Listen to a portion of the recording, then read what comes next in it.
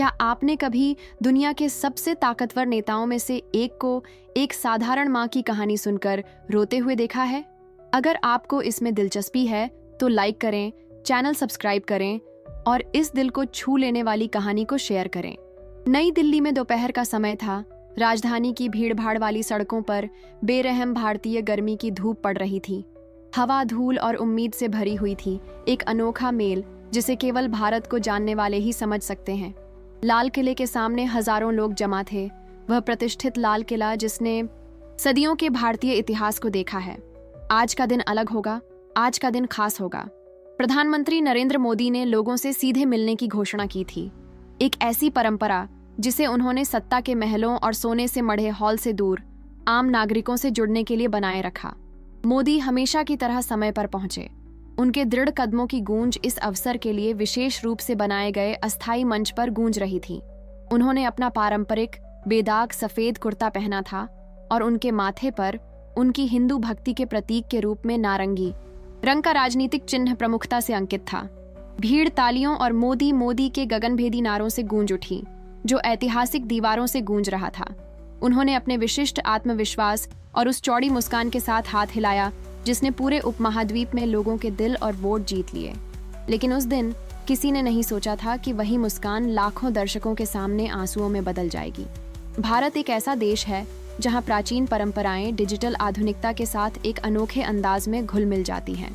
यह एक ऐसा राष्ट्र है जहां सबसे उन्नत तकनीक प्राचीन रीति रिवाजों के साथ सह अस्तित्व में है, जहां गगनचुंबी इमारतें पवित्र मंदिरों का प्रतिबिंब हैं, जहां अतीत और भविष्य एक जटिल और आकर्षक नृत्य संगीत में एक साथ नृत्य करते हैं।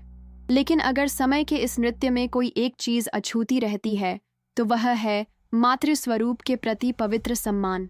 हिंदू संस्कृति में माँ केवल जन्म देने वाली ही नहीं है, वह स्त्रीत्व की साक्षात अभिव्यक्ति है। वह शक्ति जो ब्रह्मांड को गतिमान करती है, वह रचनात्मक शक्ति जो समस्त अस्तित्व को धारण करती है। माँ या माँ हिंदी में माँ केवल एक शब्द नहीं है, यह सहस्राब्दियों की भक्ति का भार समेटे एक पवित्र मंत्र है। जब कोई भारतीय माँ कहता है तो वह केवल अपनी माँ का ही उल्लेख नहीं करता, वह उस दिव्य ऊर्जा का आह्वान कर रहा होता है जो हर उस स्त्री में विद्यमान है जिसने कभी इस संसार में जीवन दिया है। यही कारण है कि भारत में सबसे शक्तिशाली पुरुष भी अपनी माताओं के आगे नतमस्तक होते हैं, और यही कारण है कि माँ के चरण स्पर्श को मनुष्य द्वारा किया जाने वाला सबसे उत्तम भाव माना जाता है। और अगर माँ पवित्र है तो विधवा और भी गहरा बोझ उठाती है। वह स्मृतियों की संरक्षक है, मूल्यों की रक्षक है। वह है जिसे अकेले ही उस बोझ को उठाना पड़ता है जो कभी साझा किया गया था। पारंपरिक भारतीय समाज में विधवा को अनोखी चुनौतियों का सामना करना पड़ता है, लेकिन उसे अपार आध्यात्मिक शक्ति की प्रतिमूर्ति भी माना जाता है। एक ऐसी महिला जिसकी नियति ने परीक्षा ली है और जो एक ऐसे ज्ञान के साथ उभरी है जो केवल कष्ट ही सिखा सकता है। मोदी यह जानते थे। गुजरात के एक साधारण परिवार में जन्मे एक ऐसी माँ द्वारा पाले गए जो अपने परिवार का पालन पोषण करने के लिए कपड़े धोती थी, वे एक माँ की शक्ति और त्याग को अच्छी तरह समझते थे। उनका अपना राजनीतिक सफर अपनी माँ के आशीर्वाद से शुरू हुआ था और 4 अरब लोगों के नेता बनने के बाद भी वे कभी नहीं भूले कि वे कहाँ से आए हैं। शायद यही कारण था कि उस दोपहर जो कुछ हुआ उसका उन पर इतना गहरा असर हुआ। यह कार्यक्रम एक प्रश्नोत्तर सत्र के रूप में आयोजित किया गया था, जो आम नागरिकों के लिए अपने प्रधानमंत्री से सीधे बात करने का एक अवसर था। देश के कोने कोने से प्रश्न आए, कुछ ऐप के जरिए, कुछ हस्तलिखित पत्रों में, और कई ऐसे लोग व्यक्तिगत रूप से लेकर आए जो सिर्फ सुनने के लिए सैकड़ों मील की यात्रा करके आए थे। मोदी ने अपनी विशिष्ट वाक्पटुता से जवाब दिया, आंकड़ों को निजी कहानियों के साथ मिलाकर राजनीति को एक मानवीय आख्यान में बदल दिया। तभी वह प्रकट हुई। भीड़ में एक छोटी झुकी हुई आकृति, एक साधारण सफेद साड़ी पहने हुए हिंदू विधवाओं का पारंपरिक रंग, जो उसके आसपास के रंग बिरंगे कपड़ों से बिल्कुल अलग थी। उसके सफेद बाल उसके घूंघट से आंशिक रूप से ढके हुए थे और उसके छोटे छोटे हाथों में उम्र के साथ पीला पड़ चुका एक कागज का टुकड़ा था। वह दूसरों की तरह चिल्लाई नहीं, ध्यान आकर्षित करने के लिए कोई शोर नहीं मचाया, बस वहीं खड़ी रही, उस असीम धैर्य के साथ जिसने यह सीख लिया है कि जिंदगी में अवसर कम ही मिलते हैं, लेकिन जब मिलते हैं तो तैयार रहना चाहिए। सुरक्षा गार्डों ने सबसे पहले उसे देखा। हजारों लोगों वाले किसी कार्यक्रम में हर गतिविधि पर नजर रखी जाती है, हर चेहरे की बारीकी से जांच की जाती है, लेकिन इस महिला में कुछ ऐसा था जो एक शांत गरिमा, एक ऐसी उपस्थिति का एहसास कराता था जो बिना कुछ मांगे भी सम्मान का एहसास कराती थी।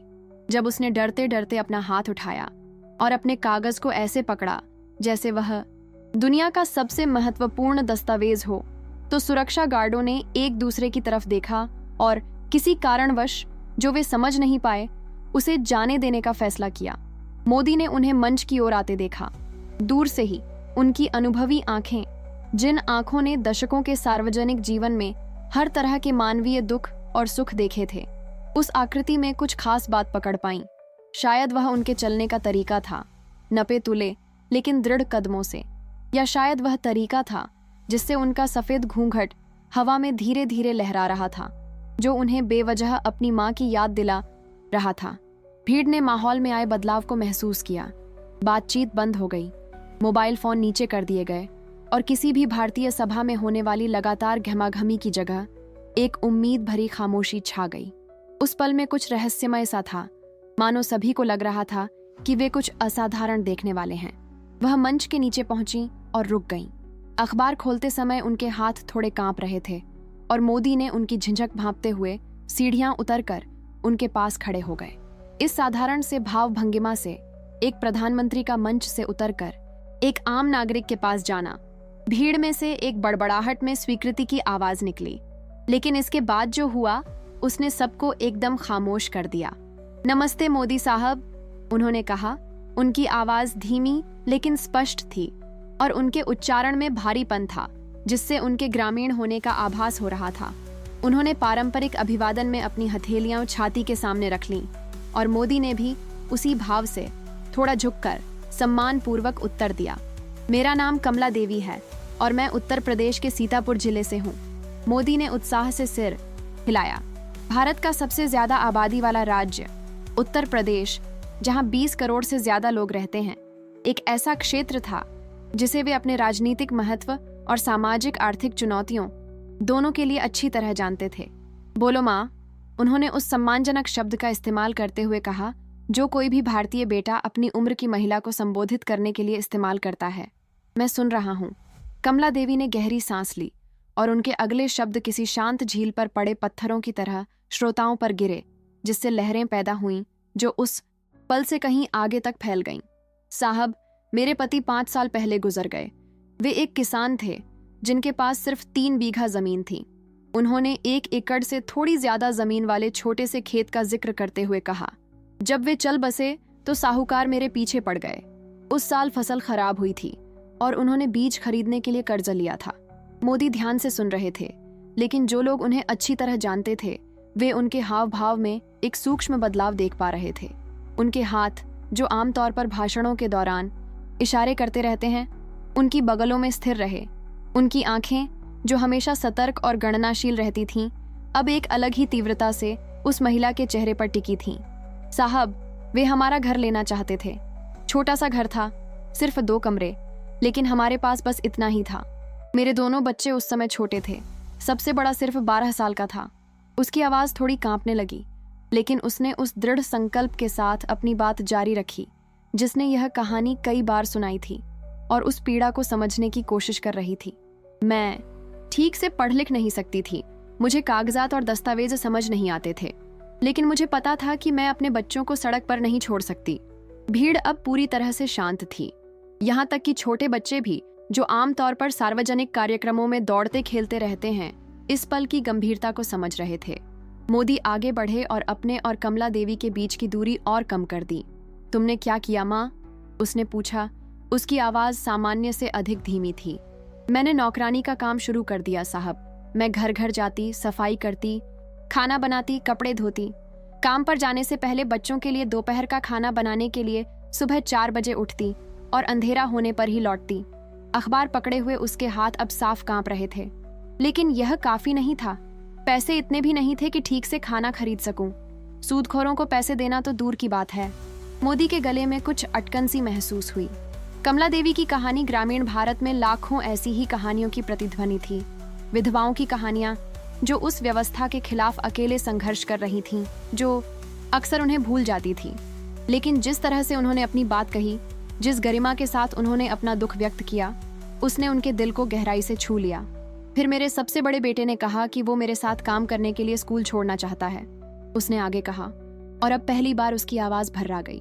साहब, 12 साल का एक लड़का अपनी माँ की मदद करने के लिए स्कूल छोड़ना चाहता है। मैंने कहा, नहीं। मैंने कहा कि मैं अपने बेटे को स्कूल छोड़ते देखने से बेहतर मरना पसंद करूंगी। शिक्षा ही एकमात्र विरासत थी जो मैं उन्हें दे सकती थी। मोदी के ये शब्द मानो दिल पर घूंसा मार गए। उन्हें अपना बचपन याद आ गया, अपनी माँ का वह दृढ़ संकल्प याद आ गया कि वे अपने सभी बच्चों को शिक्षा दिलाएं, भले ही इसके लिए उन्हें कितने ही त्याग करने पड़े हों। उन्हें वे रातें याद आईं जब वे बच्चों की स्कूल फीस भरने के लिए देर रात तक काम करती थीं। वे सुबह जब वे यह सुनिश्चित करने के लिए नाश्ता छोड़ देती थीं कि उनके बच्चे भूखे पेट स्कूल न जाएं। आपने आगे कैसे बढ़ना जारी रखा माँ? उसने पूछा। उसकी आवाज में अब भावुकता साफ दिखाई दे रही थी। मैंने रात में भी काम करना शुरू कर दिया साहब। बच्चों के सो जाने के बाद मैं अगले दिन बाजार में बेचने के लिए पापड़ और अचार बनाती। मसाले पीसते पीसते मेरे हाथ दुखने लगते, पर मैं रुकती नहीं। कभी कभी तो मैं दिन में सिर्फ 2-3 घंटे ही सो पाती।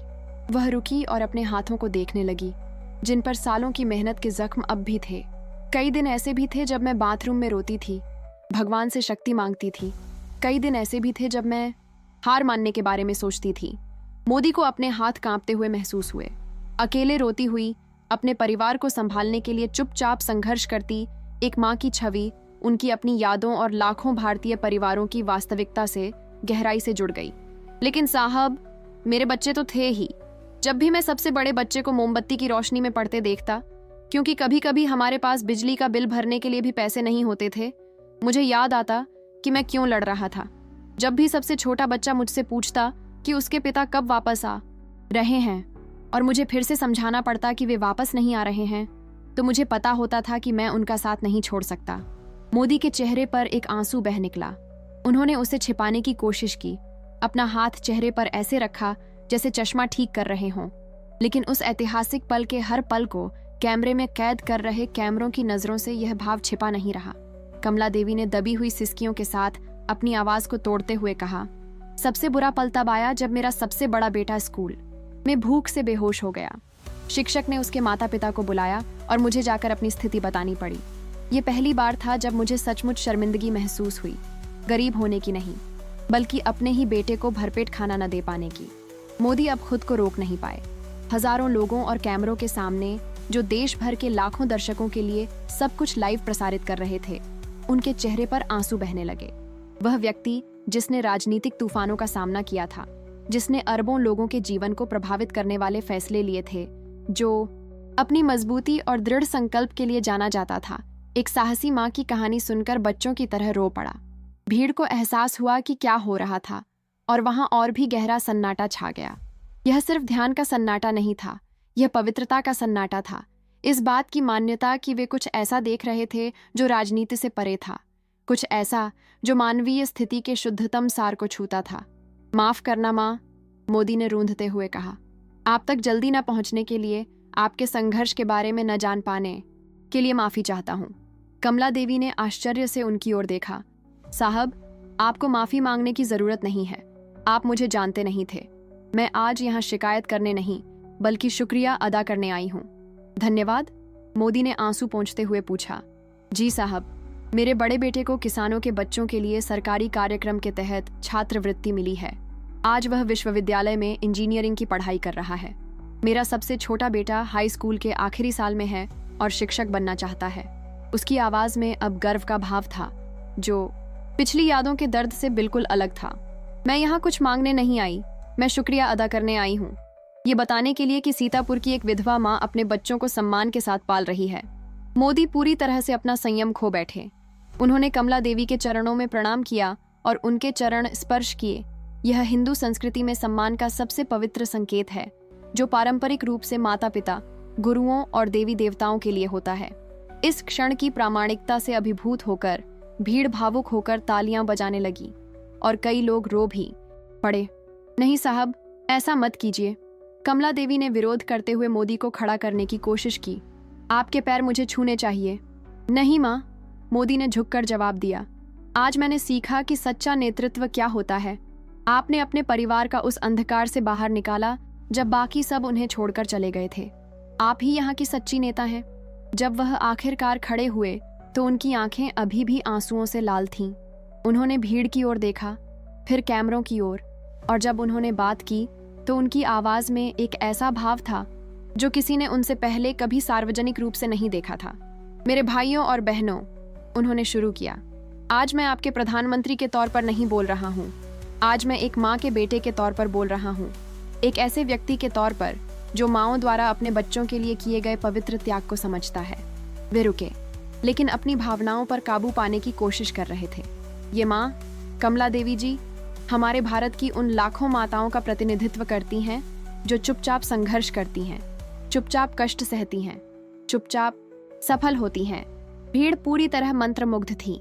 राजनेता सार्वजनिक रूप से तब रोते हैं जब उन्हें सुविधा हो, जब इससे उनका मतलब पूरा हो। लेकिन यह अलग था। यह वास्तविक, सहज, मानवीय था, किसी भी राजनीतिक गणना से परे। हमारी संस्कृति में हम कहते हैं मातृ देवो भव, माँ को ईश्वर के रूप में पूजा जाए। मोदी ने आगे कहा, जैसे जैसे उनकी आवाज में ताकत आती गई।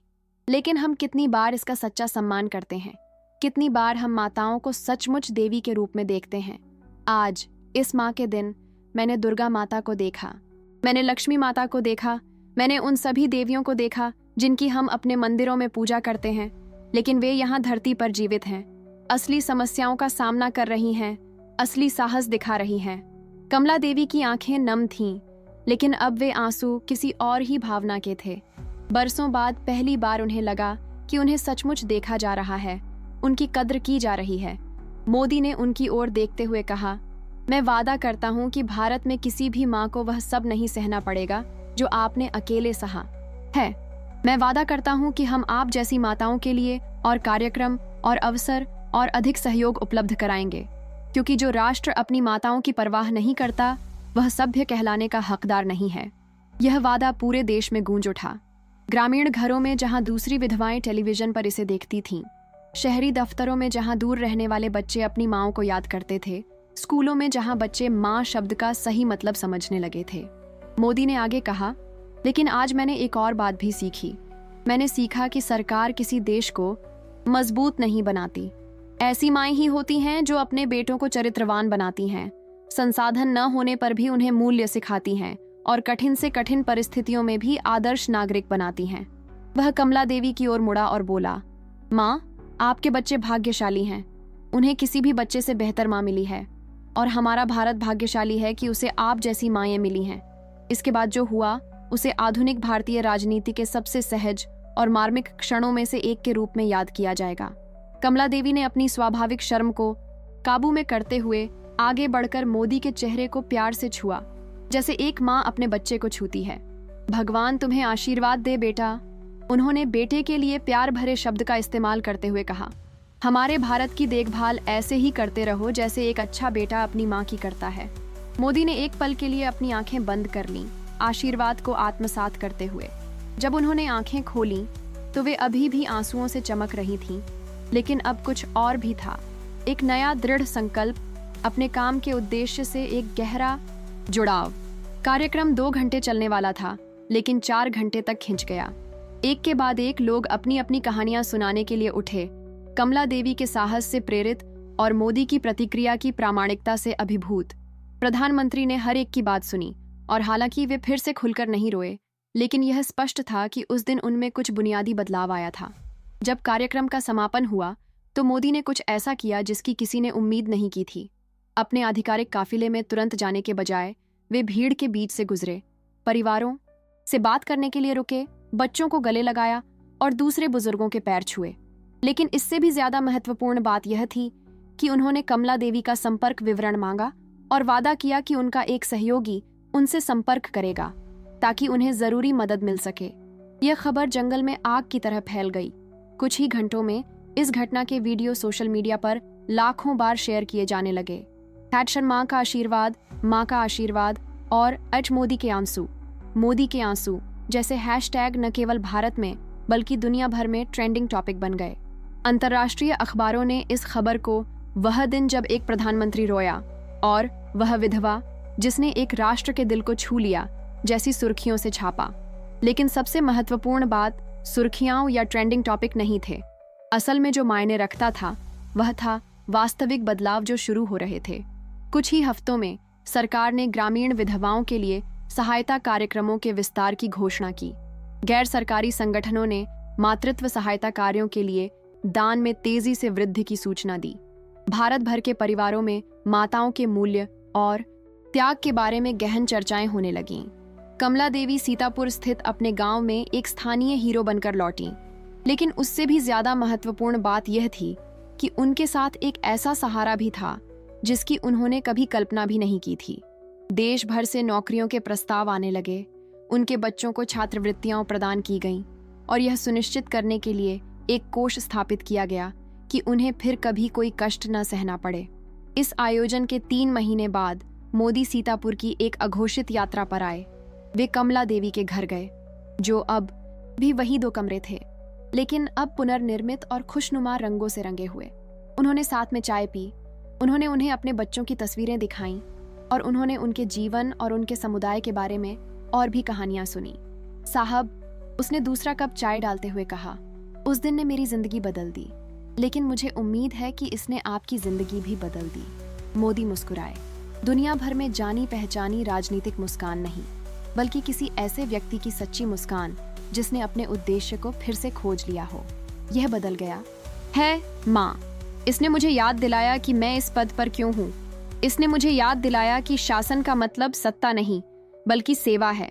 कमला देवी ने आगे कहा, मेरे पति कहा करते थे कि किसी व्यक्ति की असली पहचान यह नहीं है कि जब चीजें आसान होती हैं तो वह कितना कुछ कर सकता है, बल्कि यह है कि जब दूसरों को मदद की जरूरत होती है तो वह उनके साथ कैसा व्यवहार करता है। मोदी ने उत्तर दिया, आपके पति एक बुद्धिमान व्यक्ति थे। उन्होंने कहा कि वह चाहते हैं कि हमारे बेटे बड़े होकर ऐसे पुरुष बने जो दुनिया में बदलाव लाए। मुझे लगता है कि उन्हें यह जानकर गर्व होगा कि दुनिया में बदलाव लाने वाला एक व्यक्ति हमारे घर चाय पर आया है। उस दोपहर जब मोदी घर से निकले तो उनके साथ सिर्फ एक सुखद यात्रा की यादें ही नहीं थीं, बल्कि उनके साथ एक निरंतर याद भी थी कि सच्चे नेतृत्व की पहचान आपको मिलने वाली तालियों से नहीं, बल्कि दूसरों के लिए आपके द्वारा बहाए जाने वाले आंसुओं से होती है। कमला देवी की कहानी और मोदी के आंसू भारतीय राजनीतिक लोक कथाओं का हिस्सा बन गए हैं, लेकिन उससे भी बढ़कर ये इस बात का प्रतीक बन गए हैं कि राजनीति की दुनिया में जहां अक्सर सुविधा के लिए प्रामाणिकता की बलि दे दी जाती है, वहां भी सच्ची मानवता के क्षण मौजूद हैं। वर्षों बाद जब इतिहासकार मोदी सरकार के बारे में लिखेंगे तो वे आर्थिक सुधारों, बुनियादी ढांचे से जुड़ी पहलों और विदेश नीतियों की बात करेंगे। लेकिन शायद सबसे स्थायी विरासत एक साहसी विधवा के सामने बिताया गया वह अश्रुपूर्ण क्षण है, जो यह साबित करता है कि एक नेता की असली ताकत कभी न रोने में नहीं, बल्कि सही कारणों से रोना जानने में निहित है।